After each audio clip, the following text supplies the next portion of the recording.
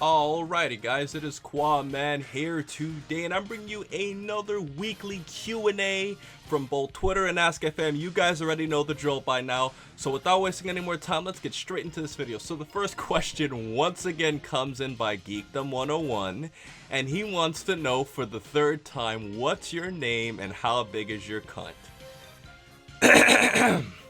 My name is Keisha, and my cunt ain't very big. It's an insider, guys. Don't ask what it's about. Okay, here we go. Next question comes in from Thundershot, and he wants to know, how long after the finals do you think it will take LeBron to book his flight back to Miami or anywhere else but Cleveland? I don't think, and Stephen A. Smith, for those of you who don't know, he's a big sports anchor. I'm sure you guys know him by now. For those of you who watch sports, he pretty much said that if LeBron does not win in Cleveland, he's never going to leave him again, because the thing is, it would make him look a lot worse to leave Miami to go back to Cleveland and then just go back to Miami because he couldn't win in Cleveland again. That would make him look a lot worse. But if he wins a championship in Cleveland, he's free to do whatever the hell he wants because he fulfilled his promise. So I kind of think it's kind of impossible for him to go back to Miami if he never wins a championship in Cleveland. Mike Warren wants to know, hey Qaaman, when does the next chapter chat come out? That's going to come out when Blackenfist uploads again.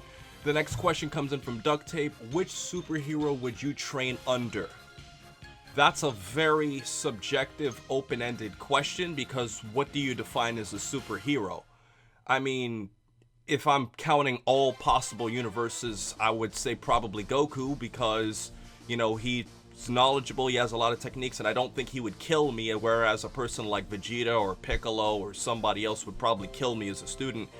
So I would probably say Goku. If I'm going with like Marvel and DC, man, I'd probably train with Batman or Robin for one reason only, because I don't have superpowers, and those guys clearly are able to do very amazing things from just, being regular guys in terms of, abilities. So I would have to train with them. All the other superheroes have powers to back them up.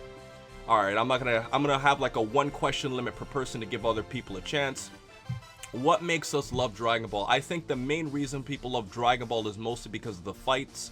I think the moments and the characters is another reason. Krillin, Yamcha, Goku, Piccolo, Gohan. I think the characters plays a big role, but I think the number one reason is probably because of the fact that the fights are so dynamic.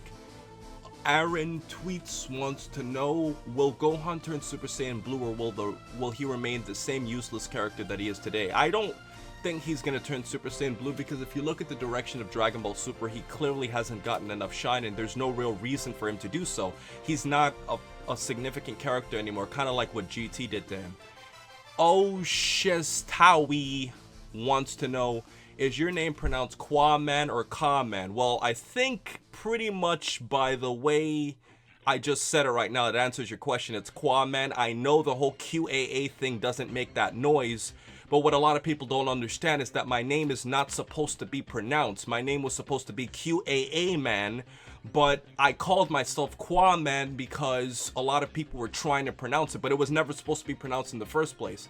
And honestly, that's just the way it is. It's not Qaaman, and I say my YouTube name in the first 5 to 10 seconds of every video I make, so I think that's pretty clear. Do you think they should make a Dragon Ball series for the older audience? I don't think it would make a difference, because I think that the older audience is still attracted to the show.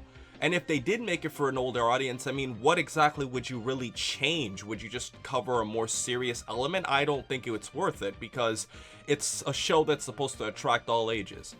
Why didn't Gohan get a Zenkai boost when Dende healed him in his fight with Super Buu?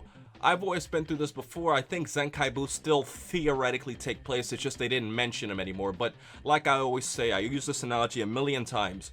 If you get a cut and you don't tell anybody about it and your cut healed up, did you not have a cut? Well, you had a cut, it healed up, and it fixed itself.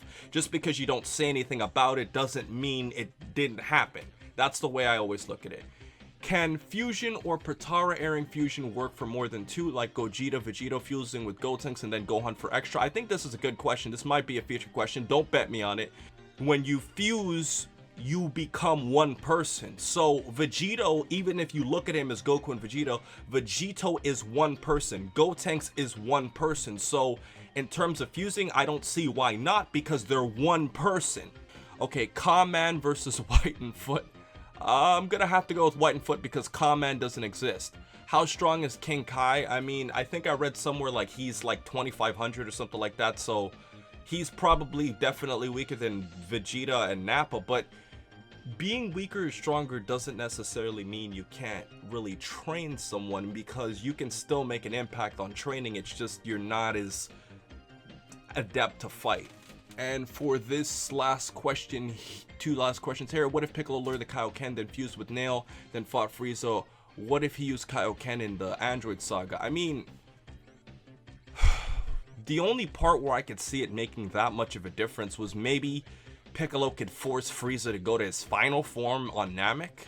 So that's the only thing I could see making a difference. But Frieza would still be stronger than Piccolo, you know, on Namek, considering the fact that Goku knew Kaio-ken and, you know, that wasn't enough, and Goku was stronger than Piccolo at that point.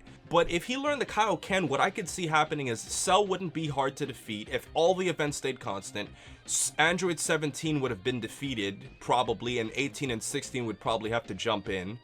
I could also see 19 and Jiro being defeated even easier, and Piccolo might stand a moderate chance against Frieza and King Cole when they came to Earth. Not saying he would beat them, but he could hold them off maybe a little bit, you know, obviously not counting if Trunks or Goku came to assist. So that's pretty much the major differences I could say, in addition to the fact that Frieza would probably have transformed earlier. So, and the fastest teleportation technique in all of Dragon Ball, is it Goku, Kibito, or Whis'? I mean, Whis said that it took him like 18 minutes to like transport from Beerus' planet to Earth. And, you know, Kibito's seemed like it took just as much time, so I would think Goku's and Kibito's were the same speed. I would think, you know, off the top of my head. I think also Kibito was saying how his instant transmission was a little bit different from... I'm sorry, Kibito Kai was saying his instant transmission was a little bit different from Goku's, if I remember correctly, how he could use it more freely or something like that. I don't remember that off the top of my head, but I would say Goku and Kibito are equal. Alrighty guys, so welcome to this Ask FM portion of the day, and the first question of the day is, on a scale of 1 through 10, how happy are you right now? I guess RN stands for that. Right now, on a scale of 1 through 10, with 10 being like ecstatic, I would probably say I'm about a 7. I'm feeling pretty good, but just not great. Do all Saiyan males have low sex drives? I don't think so, because I mean, a sex drive is kind of hard to define. Like, they do want to have sex and they do want to procreate, but I do think, and I was going to do a theory video on this in the future, I just need more research. I think their desire to have sex is different from humans. I think they think of it more for procreation or for experimentation, for Goku's case with Chi-Chi. We don't know how that went down. What if Vegeta had a child with a Saiyan woman at the same time Gohan was born, but his child was also as evil as him? Why would that happen? I just can't see that happening, man. I mean, if he had sex with a Saiyan woman, they might have a stronger child, possibly, but I can't see Gohan being born and being evil. I don't see why that would happen, sorry.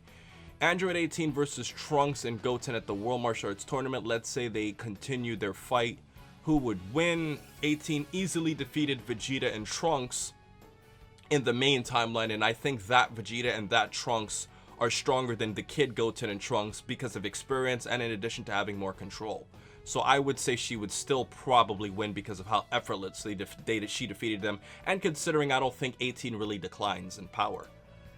In Dragon Ball Super, who would want to see Beerus useful again? Piccolo, Namekian God, Mystic God Gohan, or Super Saiyan God Blue Gotenks? I think these are all really fictional, but I mean, if I had to pick one, obviously I'm going to pick Piccolo and Namekian God, and I'm not trying to be biased, but I mean, I would want to see a character that has had the less shine get shine. I mean, just being honest. When was the last time you watched a VHS?